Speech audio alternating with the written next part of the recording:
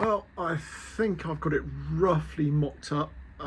Obviously the engine will be slightly different angle, and it's going to be interesting fitting all this into the frame. But I think that's roughly how it's going to end up going.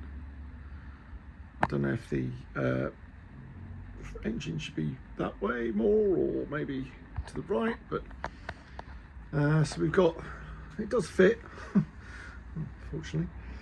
Got to decide whether to keep these brackets here. They may get ground off. Probably have to have more. I've got to create big. You see them on Norvin's massive aluminium engine plates, and there's also going to be engine plates for the that's a Norton gearbox, AMC gearbox. But I've got that roughly at the right height for the swinging arm. The oil tank may go there, I don't know. It's all about clearance with the carburettor. I don't have carburettors for this bike, so I have to get a couple of ammounts. That'll be nice and expensive. I've got no clutch. There's no clutch on the bike. I think the clutch may go here. I don't know.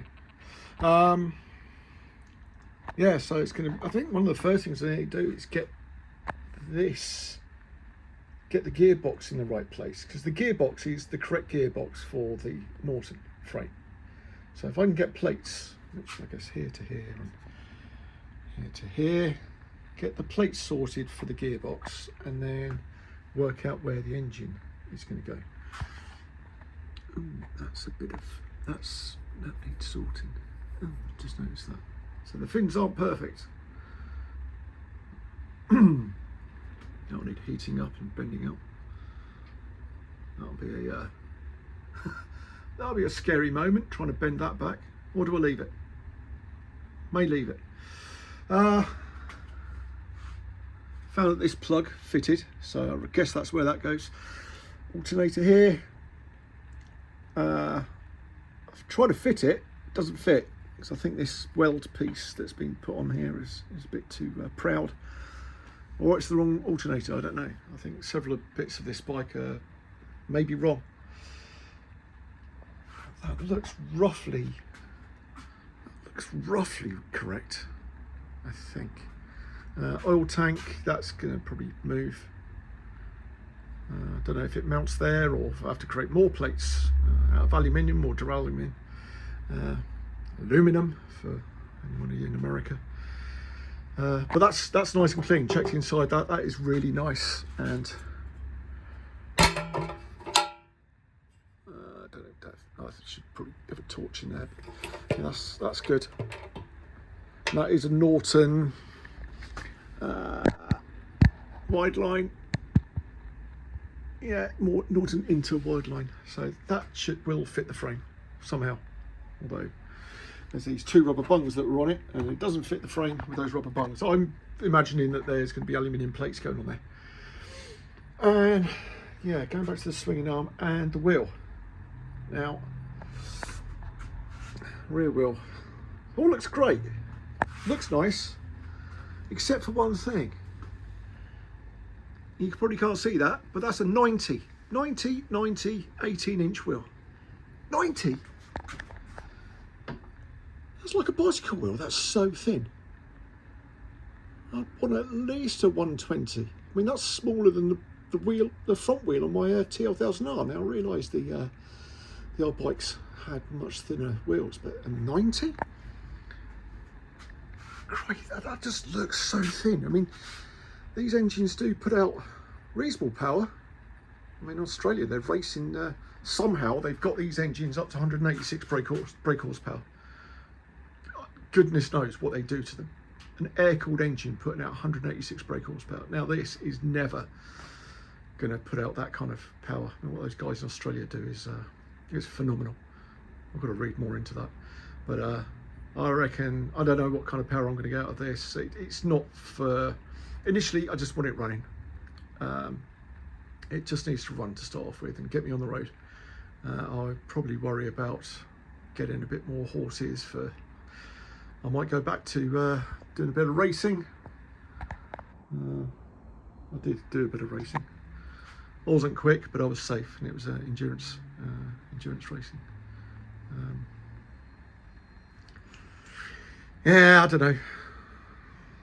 Need to get that's got to be mounted first, and I think everything fits around the gearbox, because this has to be in line with the swinging arm to get the chain to the rear wheel. Has to be in this sprocket has to be in the correct place, and everything else I guess fits around it. So that's going to be my first step. Yeah, I've got an auto jumble booked up for the 20th of September at Kempton. And I'm just going to be, I think after today, I'm going to be looking at everything I'm missing, creating a lovely spreadsheet or list, and totting up everything I need. I need carbs. Carbs are big, one of the big things. Rear shocks.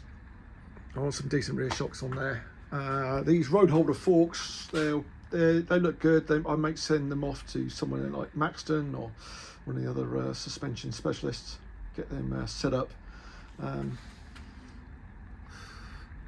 That top yoke, definitely note that's got the that's the original yoke with the handlebar fittings.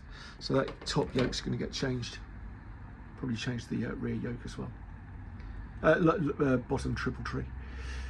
So lots to do, and this looks nice. The front wheel does look really nice, but it's twin shoe, single-sided. Don't think that's going to have quite enough stopping. Definitely won't have enough stopping power if I got it on the track. But that might do to start off with. They're expensive. This piece here, I've seen some of them. They're like 2.5, 3 grand. And again, that's an 80 on the front. Great. And compare that to my TL1000R. This it's going to take a lot of getting used to riding this bike. I mean, my brother had an older XS 650, and he said you have to start braking for the corner, 2 corners before. You have to plan your ride out a heck of a lot more. I mean, they're great. They're great. It's a cracking bike. I love the Suzuki TL1000R. One of the greatest engines of V-twin engines of the 90s. But she was a bit heavy, and I've taken off a lot of bits, changed the rear seat, and it's lighter. It's got Marchesini wheels and Brembo, but yeah, it should handle better once it's finally completed. But the Norvin, that is going to be a completely different riding sensation. Have to be a lot more careful in the corners. It's not a case of point and squirt and hang on for your life.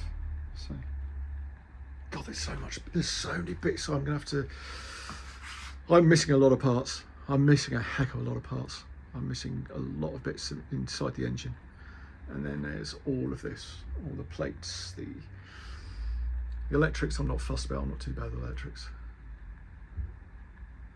Brackets, so many brackets.